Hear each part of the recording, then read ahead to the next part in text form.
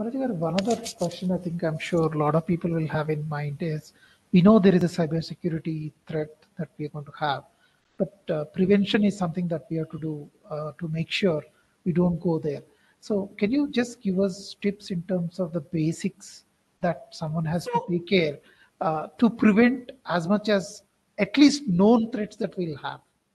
Yeah. While we cannot do something for unknown, but let's look at known and what is the prevention that we have to, if you can just help. So there are, rightly pointed out, in cyber attack, you have got two opportunities. One is the known cyber attacks and another one is unknown cyber attacks.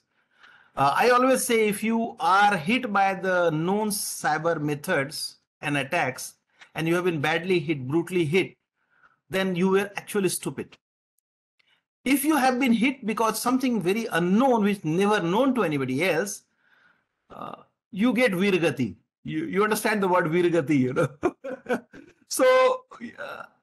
So known attacks you can prevent. There are very simple tips. Even in your house, normally what you do, you go to the administrative rights and do the things in your laptops at home. Please don't do that. Create a special user with a standard user, use your standard passwords. Second thing I see that, you have to harden your systems. There is something known as configuration management system. If you are a company, define your configuration management system completely aligned to two standards, NIST Oval, and the second one is CIS. CIS benchmark is the world's best benchmark, and the free benchmark is NIST Oval. So align your, configuration management system with that, and don't configure your only operating system. You have to configure every layers. So if you are having a web server on top of that, there is a configuration for web server systems. If you are having a BIOS on top of that, you have a hardening of the BIOS system. Or if you have UEFI systems, you have to harden the UEFI system. If you are using a browser, you have to use hardened browsers. If you are using Android phone, you have to have a hardened Android phone. I go for rooted Android phone. Many people laugh at me that why do you root it and work it? Because I say that, Google know more about me than I know about them. So if I root it, then Google will get no GPS signals from my system. So I'll use the rooted system. So you'll have to customize that.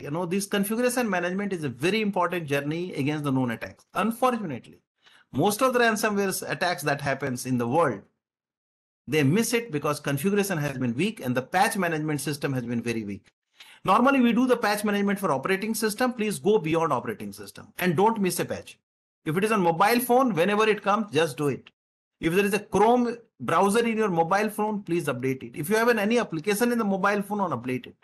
If you have some mobile application in the mobile phone which is not being utilized, delete it. Re-download it whenever you need it. Because anything that you add is an attack surface area. You have to keep reducing the attack surface area in a dynamic way. So these are some few tips, I think, one very important document is there, which is known as NIST 853. I'll just type it out on the chat box for your reference. Use the benchmark set by NIST 853. It's a free book. Version 4 you can use or version 5 you can use. NIST 853 is an amazing benchmark, freely available. If you can follow that benchmark and improve your security posture, it does not require money, it requires readings. Please read it and implement in your organization.